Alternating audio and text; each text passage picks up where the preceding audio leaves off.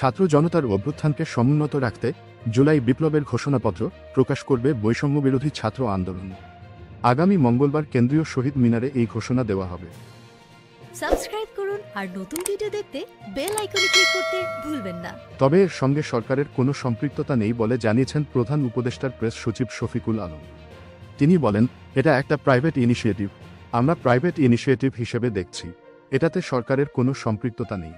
উপপ্রেস সচিব আবুল কালাম আজাদ মজুমদার বলেন, যতক্ষণ পর্যন্ত ঘোষণা না হবে ততক্ষণ পর্যন্ত আমাদের কাছে বিষয়টি স্পষ্ট নয়, ততক্ষণ পর্যন্ত আপনাদের কাছে স্পষ্ট বলা আমাদের পক্ষে সম্ভব না।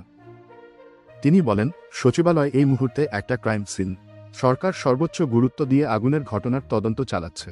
তদন্ত চালানোর জন্য আমরা সবার কাছে সহযোগিতা চেয়েছি। আমরা মনে করি সাংবাদিকরা আমাদেরকে সহযোগিতা করবেন। সহযোগিতার অংশ হিসেবে একটা সাময়িক সিদ্ধান্ত নেওয়া হয়েছে।